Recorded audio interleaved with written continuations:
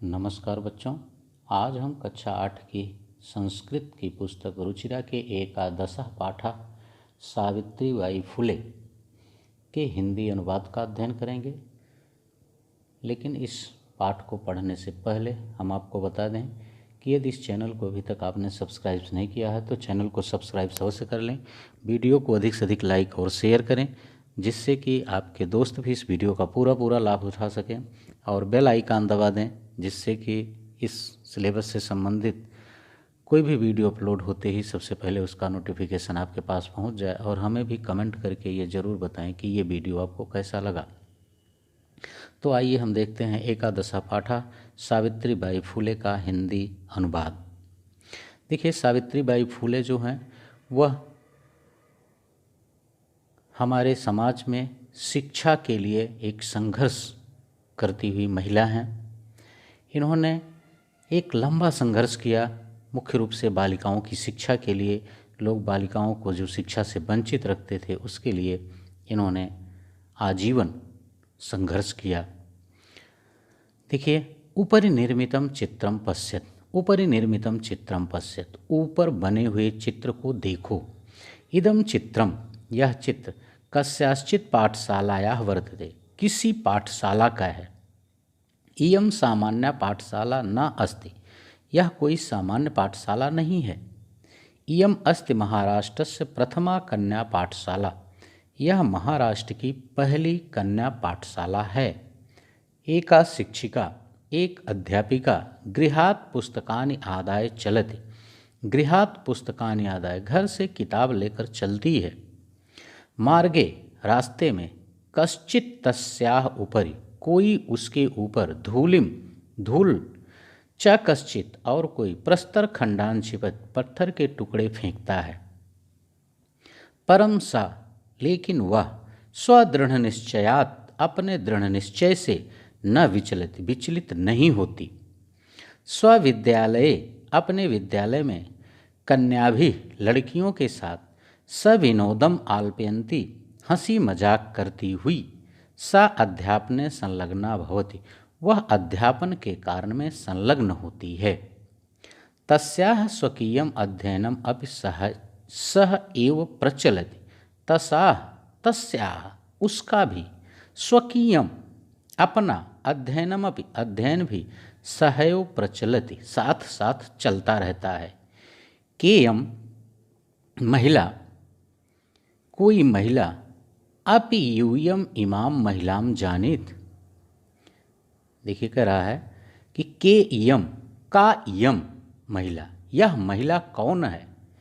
अपि यूयम इमाम महिलाम जानित, क्या आप सब, यूयम इमाम, यूयम तुम, युवाम यूयम, यूयम माने तुम सब, इमाम महिलाम जानित, इस महिला को जानते हो। इयम एव महाराष्ट्र से प्रथमा महिला शिक्षिका, इयम एव, यह ही, महाराष्ट्र से, महाराष्ट्र की, प्रथमा महिला शिक्षिका, प्रथम महिला शिक्षिका, सावित्रीबाई फुले नामधेया, सावित्रीबाई फुले नाम की है।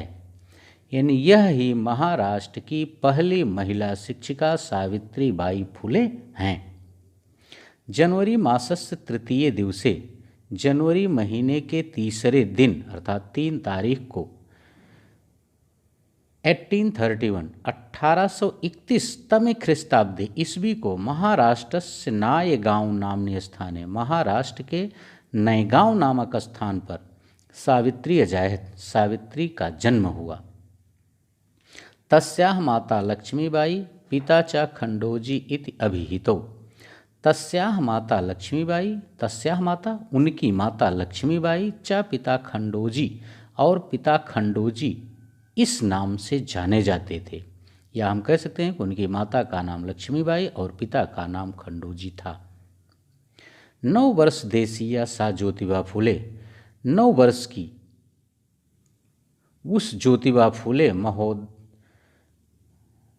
9 वर्ष देशीय, 9 वर्ष की अवस्था में, सा, वह यानी सावित्री, ज्योतिबा फुले महोदयन परिणीता, ज्योतिबा फुले महोदय के साथ विवाही गई। अर्थात 9 वर्ष की अवस्था में लक्ष्मीबाई की पुत्री सावित्री बाई फुले का विवाह ज्योतिबा फुले के साथ हुआ। सो अपि तदानीम, सह अपि तदानीम, वह भी का मतलब ज्योतिबा फुले भी उस समय 13 वर्ष कल्पा हेवासी, 13 वर्ष के ही थे। ये तो ही सह स्त्री शिक्षाया प्रबला समर्थक आसीत, ये तो ही तब भी सह स्त्री शिक्षाया प्रबला समर्थक आसीत, वह स्त्री शिक्षा के प्रबल समर्थक थे।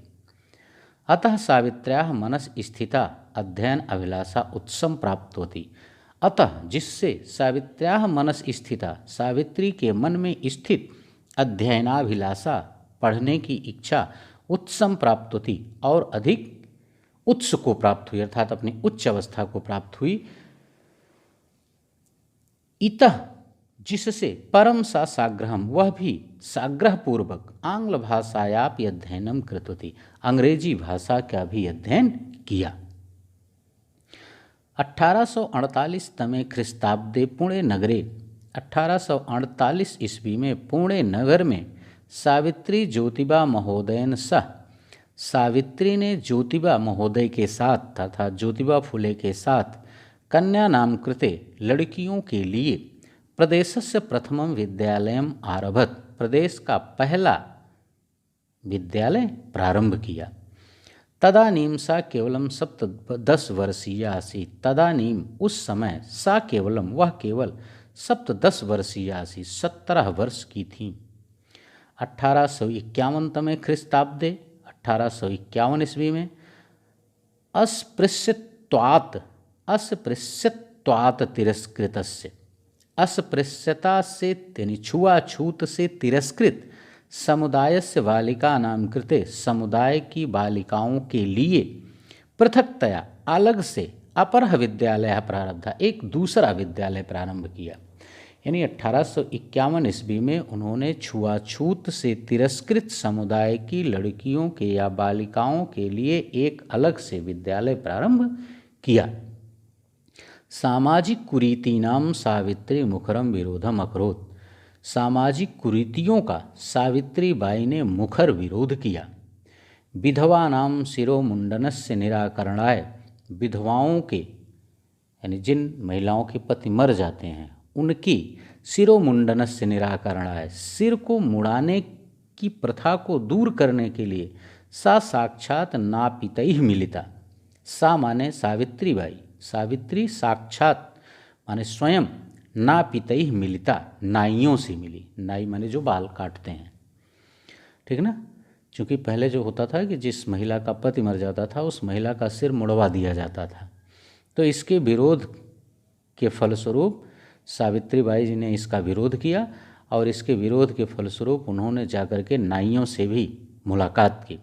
फलतः जिसके परिणाम स्वरूप केचन नापिता अस्याम रूढ़ौ सहभागिताम अत्यजन, कुछ नाइयों ने इस रूढ़ में सहभाग करने से अर्थात हिस्सा लेने से मना कर दिया, अर्थात कुछ नाई महिलाओं का सिर मोड़ने को तैयार नहीं हुए, अर्थात वो सावित्री बाई के साथ आ गए।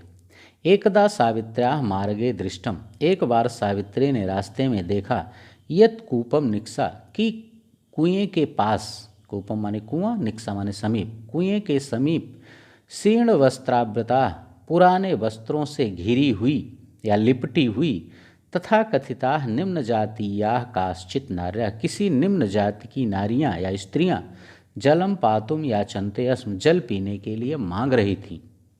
उच्च वर्गीय उपहासम कुर्वन्तः, और उच्च वर्गीय महिलाएं उनका उपहास करती हुई कूपात जलोद्धरणम अवारयन, कुएं से पानी पीने से मना कर रही थी।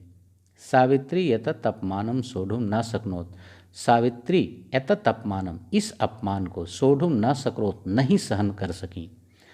सा ताः स्त्रियाः निज गृहम नीतवती, सा सावित्री ताः स्त्रियाँ उन निम्न जाति की स्त्रियों को निज गृहम नीतवती, अपने घर ले गईं।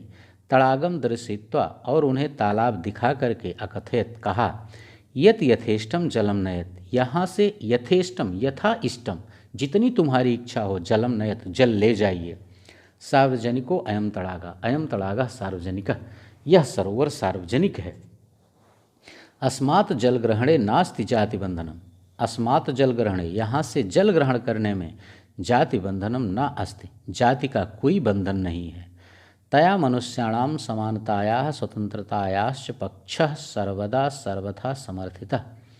तया मनुष्याणाम, उन्होंने मनुष्यों की समानता और स्वतंत्रता का पक्ष सर्वदा और सब जगह लिया, अर्थात उसका समर्थन किया। उन्होंने मनुष्य जाति की समानता और स्वतंत्रता का समर्थन हर जगह किया। महिला सेवा मंडल, शिशु हत्या प्रतिबंधक गृह इत्यादीनां संस्थानां स्थापनायां फूले दंपत्यों अवदानम महत्वपूर्णम।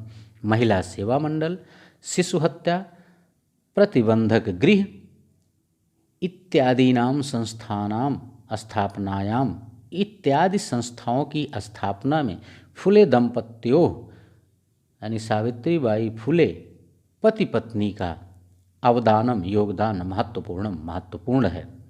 सत्य शोधक मंडलस्य गतिविधिषु अपि सावित्री, सत्य शोधक मंडल की गतिविधियों में भी सावित्री अतीव सक्रिय आसीत्, अत्यधिक सक्रिय थीं। अस्य मंडलस्य उद्देश्यम आसीत् उत्पीड़ितानां समुदायानां स्वाधिकारान् प्रति जागरणम। इस मंडल का उद्देश्य उत्पीड़ित समुदाय को उनके अधिकारों के प्रति जागृत करना था। सावित्री अनेकाः संस्थाः प्रशासन कौशलेन संचालितवती।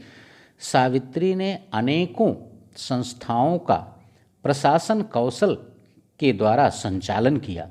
दुर्भिक्ष काले, अकाल के समय, फ्लेग काले, फ्लेग कहते हैं कि एक महामारी होती है, उस समय, फ्लेग के समय, सा पीड़ित जनानाम, उन्होंने पीड़ित लोगों की, अश्रांतम और दुखी लोगों की, अविरतम सेवाम अकरोत, निरंतर सेवा की। यानी उन्होंने दुर्भिक्ष के समय और प्लेग से पीड़ित लोगों की निरंतर और बिना थके सेवा की। सहायता सामग्री व्यवस्थायै सर्वथा प्रयासम अकरोत, और सहायता सामग्रियों की व्यवस्था के लिए उन्होंने हमेशा प्रयास किया। महारोग प्रसार काले सेवारता सा स्वयं असाध्य रोगेण ग्रस्ता, और इस महारोग प्रसार के समय यानी जब फ्लेग नामक रोग फैला था, उस समय लोगों की सेवा करने में निरत होने के कारण सा स्वयं असाध्य रोगेण ग्रस्ता, वह इस असाध्य रोग से स्वयं ही ग्रस्त हो गईं। 1857 तमे ख्रिस्ताब्दे निधनम गता, और 1857 ईस्वी में इनकी मृत्यु हो गई, अर्थात इनका निधन हो गया। साहित्य रचनाया अपि सावित्री महीयते, साहित्य रचनाया अपि, साहित्यिक रचना में भी सावित्री महीयते, सावित्री बढ़ चढ़कर हैं, अर्थात सावित्री ने साहित्यिक रचनाएं भी की हैं। तस्याः काव्य संकलन द्वयं वर्तते, उनका 2 काव्य संकलन काव्य फुले और सुबोध रत्नाकर वर्तते, विद्यमान है। भारत देशे महिलोत्थानस्य गहनावबोधाय सावित्री महोदयाः जीवनचरितम अवश्यम अध्येतव्यम। भारत देश में महिलोत्थानस्य गहन अवबोधनाय, महिलाओं के उत्थान का गहन अध्ययन करने के लिए सावित्री महोदयाः जीवन चरितम अवश्यम अध्येतव्यम, सावित्री महोदया का जीवन चरित्र अवश्य पढ़ना चाहिए। ओके बच्चों, ये था इस एकादशा पाठा का हिंदी अनुवाद। अगले वीडियो में हम पुनः अगले चैप्टर को लेकर आपके समक्ष उपस्थित होंगे, लेकिन हम आपको बता दें कि यदि इस चैनल को अभी तक आपने सब्सक्राइब नहीं किया तो चैनल को सब्सक्राइब अवश्य कर लें, वीडियो को अधिक से अधिक लाइक और शेयर करें। Okay, thank you.